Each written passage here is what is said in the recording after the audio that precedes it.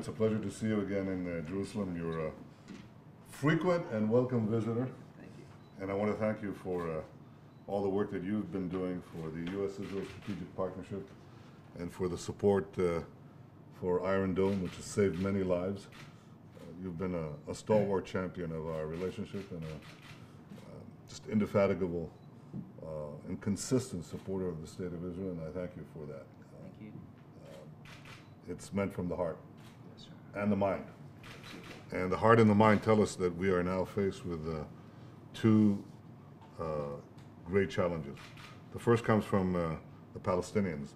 The chief Palestinian negotiator, Saeb Erekat, has compared Israel to ISIS.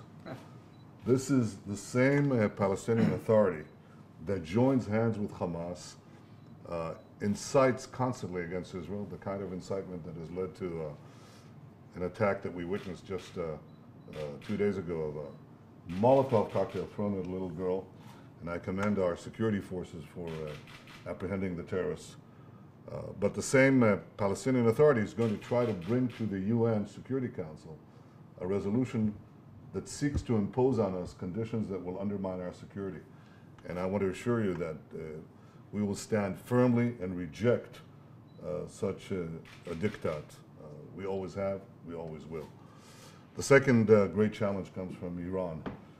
Iran today conducted an exercise with a suicide drone.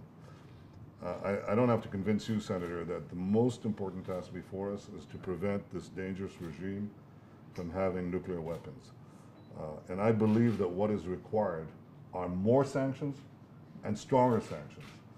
And I welcome your leadership in this effort. I think this is something that is important for the peace of the world. You know, there are moments in history when nations have to stand firm. Israel stands firm on both sides and on both issues. And I welcome you again to Jerusalem. Thank you very, very much. Thank you. I'll do this in English rather than Hebrew, if that's okay with you. Well, we're open for, for surprises. It'd be a very short news conference. Number one, I wanted to come here in the most desperate way before the new Congress reconvenes to let you and the people of Israel know that the United States Congress, above all entities in America, has your back in a very bipartisan way. The Republican Party now runs the House and the Senate, and things will be a bit different, but one thing will be constant. There will be bipartisan support in the areas you just outlined.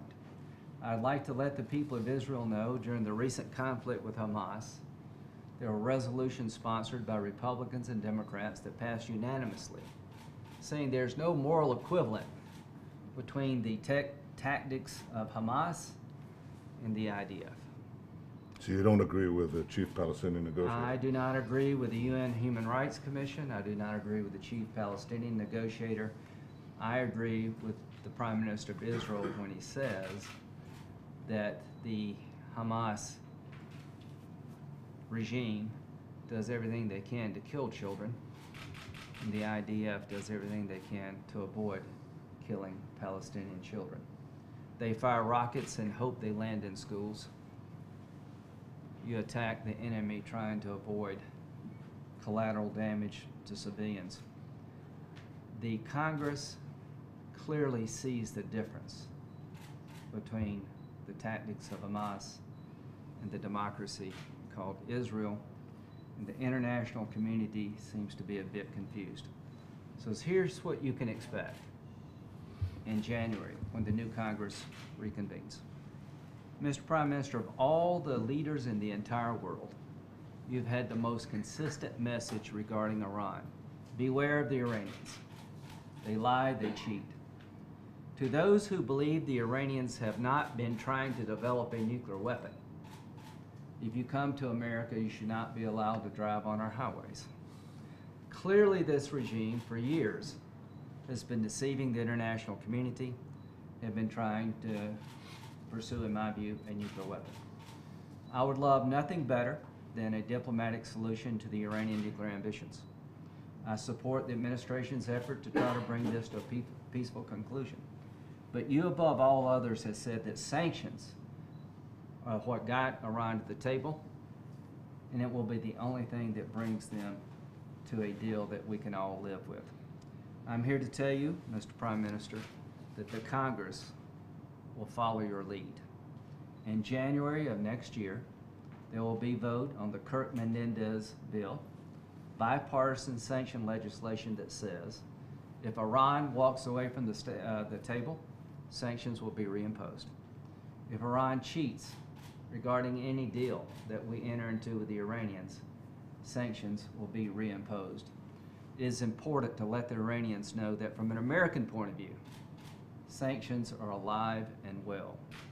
So we will be following your counsel and advice. Congress will pursue sanctions with a vigor. I also have legislation with Senator Corker that I believe will be bipartisan.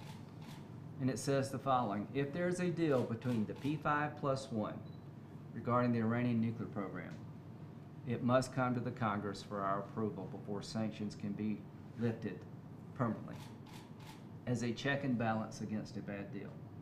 I hope and pray that we can end the nuclear ambitions of Iran peacefully. But the one thing I tell the American public, when you hear a deal between the P5+1 and Iran, think North Korea. The last time the international community tried to control a rogue regime's nuclear ambitions, it resulted in a nuclear-armed North Korea. What started as a small enrichment capability to be monitored by the United Nations resulted in multiple nuclear weapons being procured by one of the most dangerous regimes in the world, North Korea. I fear above all else, Mr. Prime Minister, that if a deal is done between the P5+1 that allows an enrichment capability to be given to the Ayatollahs in Iran, that we will suffer the same fate. You will see a very vigorous Congress when it comes to Iran. You will see a Congress making sure sanctions are real and will be reimposed at a drop of a hat. You will see Congress wanting to have a say about any final deal. As to the United Nations and the Congress, you will see the following. There will be a violent pushback if there's any effort by the UN Security Council to set the terms of peace negotiations, avoiding direct talks. President Obama in 2011 said the United Nations was not the right venue when it came to discussing the peace process and reaching a two-state solution. I agree with what President Obama said in 2011. Any effort by the French, the Jordanians, or anyone to avoid direct negotiations between the Israelis and the Palestinians over the peace process, anyone who tries to take this to the UN Security Council, there will be a violent backlash by the Congress that could include suspending funding to the United Nations. We will not sit back and allow the United Nations to take over the peace process. So on behalf of the American Congress, the people of South Carolina, I am honored to be in your country yet again. And what brings me here so many times is common and shared values and common and shared enemies. The fate of one country determines the fate of the other. God bless the people of Israel, and you can count on the United States Congress, Republican and Democrat, to be there for you when you need us the most. Thank you, Senator. Appreciate it very much. Thank you. Thank you.